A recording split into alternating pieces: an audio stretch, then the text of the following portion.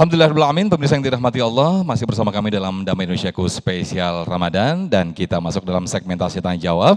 Ada beberapa jamaah yang sudah siap dengan pertanyaannya dalam tema kali ini yaitu sempurnakan zakat. Terima kasih, ada Pak siapa? Boleh berdiri? Iya, diperkenalkan Pak Sobirin ya, betul ya? Silakan Pak Sobirin, nanti akan dijawab oleh Ustadz Fauzan.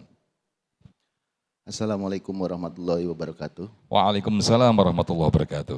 Saya Sobirin dari DKM Jami Al-Mawanah. Hanya sedikit pertanyaan Pak Ustadz.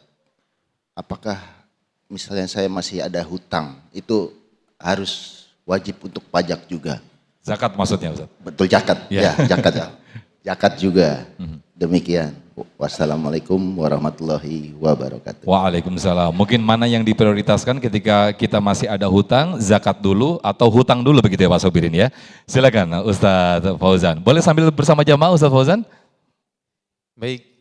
Bismillahirrahmanirrahim. Hadirin Bapak Ibu jamaah yang dimuliakan oleh Allah Subhanahu wa taala. Tadi pertanyaannya bagaimana ketika kita memiliki hutang, apakah masih ada kewajiban untuk membayar zakat, gitu ya. Tentu dua hal ini merupakan sama-sama kewajiban yang harus ditunaikan. Kenapa? Karena kalau kita berbicara hutang, ini merupakan kewajiban. Bahkan Nabi menyampaikan maddul ghani zulmun. Menunda hutang itu adalah satu kezaliman. Kadang kan kita kalau mau minjem uang, pas minjem kata-katanya manis bener ya Bu.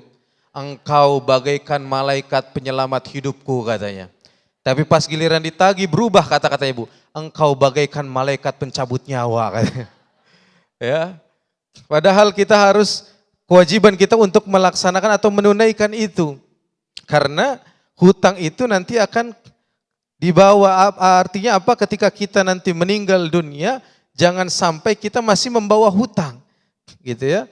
Jadi ini yang harus kita perhatikan, bahwasanya hutang kewajiban yang harus kita tunaikan, terlebih makanya kita tidak boleh kita menunda-nunda, apalagi kita sudah mendapatkan nikmat.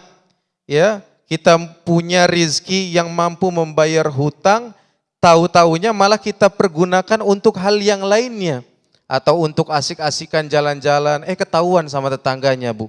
Padahal dia punya utang, kok tapi bisa jalan-jalan. Akhirnya ibu-ibu nyindir pakai status WA tapi nyindirnya pakai pantun. Bantu bilang cakep ya Bu. Pantunnya begini Bu. Tukang kentang pergi berlayar. Ke KUA bawa kue bolu. Punya utang kagak bayar-bayar. Status WA jalan-jalan melulu. Nah ini dia. Ya. Jadi intinya adalah bagaimana kita tetap hutang kita tunaikan. Nah, bagaimana tentang konteks zakat tadi pun juga bagaimana ketika kita memiliki sebagai kewajiban dan penyempurna, ya tentu kita harus tunaikan juga sebagai bentuk bagaimana kita menyempurnakan ibadah puasa. Karena kalau zakat itu ditinggalkan atau tidak dilaksanakan, maka ada kewajiban juga kita untuk berhutang, artinya mengkodoknya. Gitu ya. Jadi tentu hal ini tidak boleh juga kita tinggalkan. Walaupun memang ada asnaf yang berhak untuk menerima zakat tersebut ya, tetapi kalau memang kita mengukur diri ya Pak ya, artinya ketika hutang ini yang dalam konteks mungkin cicilan ya, yang sekiranya kita pun zakat itu kan tidak begitu besar juga atau tidak membebani kita.